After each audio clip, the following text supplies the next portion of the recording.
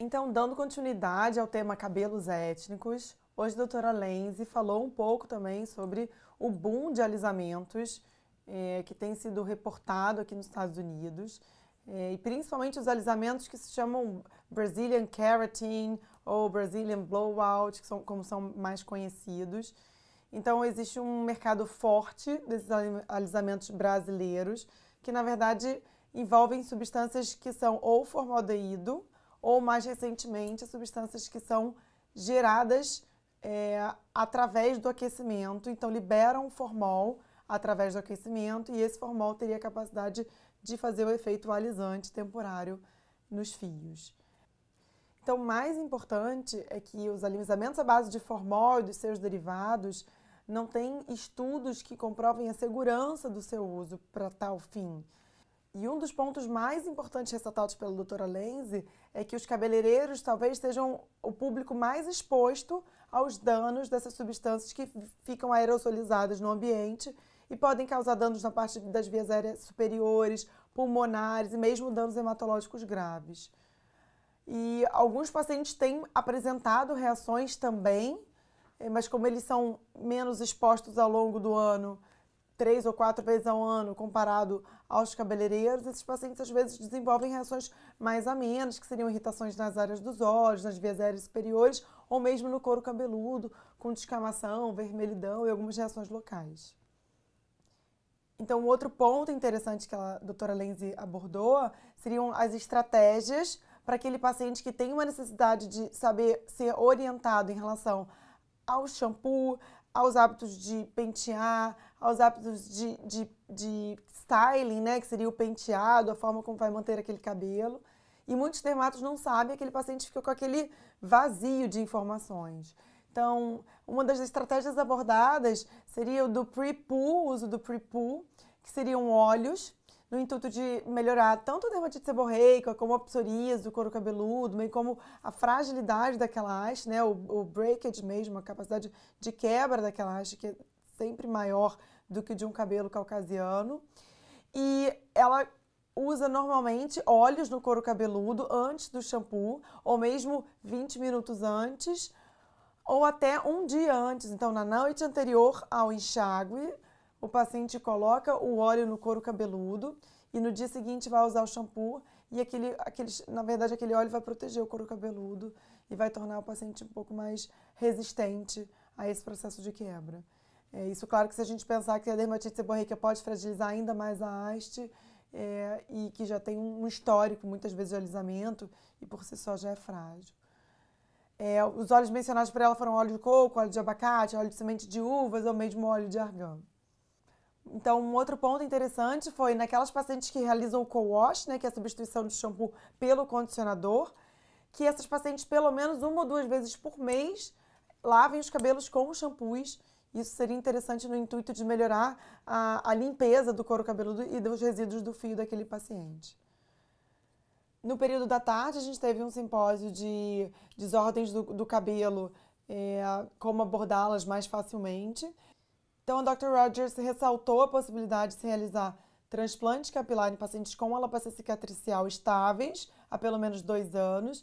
E o mais interessante foi que ela mostrou um caso de uma paciente em que ela realizou uma biópsia prévia e realizou uma área teste da enxertia na região parietal, um caso de CCCA, e ela aguardou 6 meses para poder reavaliar a reativação da doença. Como não teve reativação da doença, ela realizou o transplante bem sucedido. E foi bem interessante esse caso, bem bonito. Os outros pontos que ela ressaltou foram nunca transplantar a alopecia areata, as alopecias cicatriciais em atividade, a foliculite decalvante e a abscedante.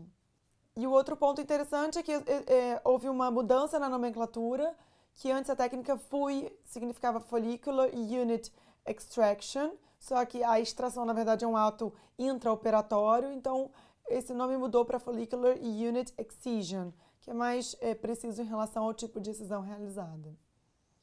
Na sequência, a doutora Piliang falou sobre algumas dicas de avaliação do paciente com alopecias cicatriciais. O primeiro ponto abordado foi a alopecia fibrosante frontal, e ela mencionou um estudo da Dr. Bergfeld, que usa lâmpada de Wood para observar a hipopigmentação que esses pacientes apresentam, principalmente na linha de implantação, mas também em todo o couro cabeludo.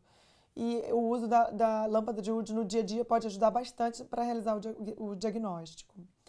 E ela citou também algumas apresentações desafiadoras, como os pacientes antes de 30 anos, ou seja, pré-menopausadas, em que o diagnóstico diferencial principal acaba sendo a alopecia areata. Às vezes os pacientes são erroneamente tratados para alopecia areata e, na verdade, erroneamente diagnosticadas, né? E acabam tendo um período muito grande aí até se realizar o diagnóstico.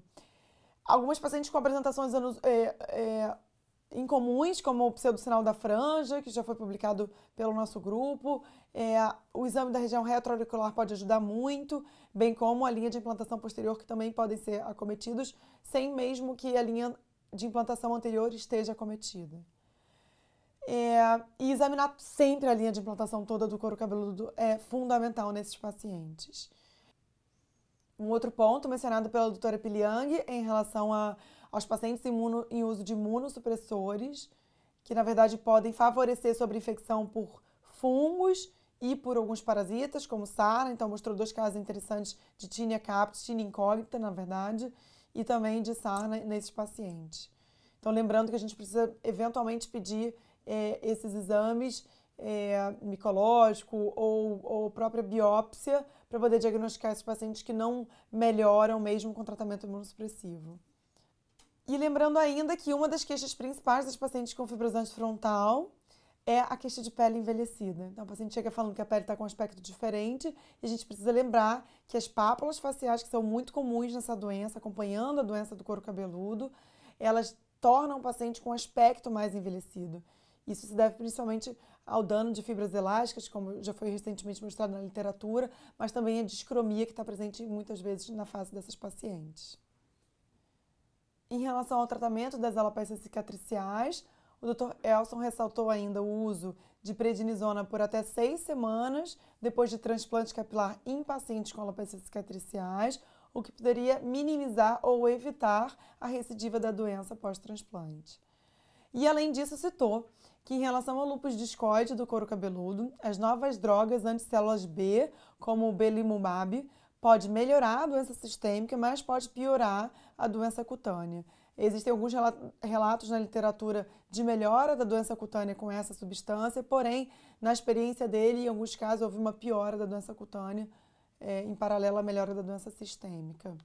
Ele também ressaltou que o uso do corticoide tópico nos pacientes com lúpus discoide tem que ser limitado, principalmente porque é uma doença que naturalmente faz uma atrofia do couro cabeludo, então ele restringe ao uso 2 vezes na semana, nos finais de semana, e nos dias de semana usa apenas o tacrolimus em pomada nas lesões.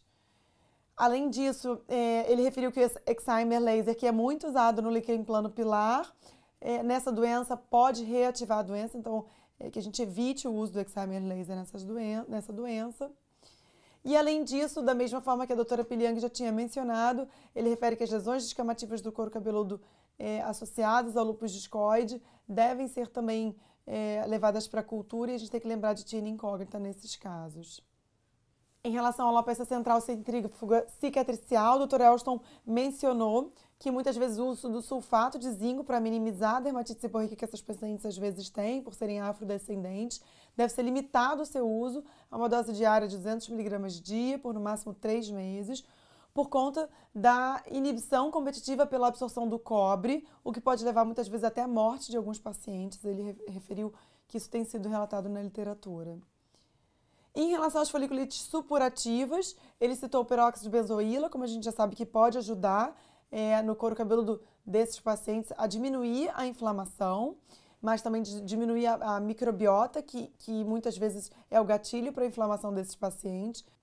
E o que é interessante é que ele recomendou o uso do peróxido de benzoíla em curto contato, ou seja, 20 minutos antes do banho, o paciente bota o peróxido de benzoíla foam, né, que ele tem aqui nos Estados Unidos disponível, deixa esse peróxido de benzoíla foam no couro cabeludo e depois de 20 minutos enxágua, diferente do creme que a gente costuma fazer para o paciente passar a noite toda com ele no couro cabeludo e enxaguar pela manhã.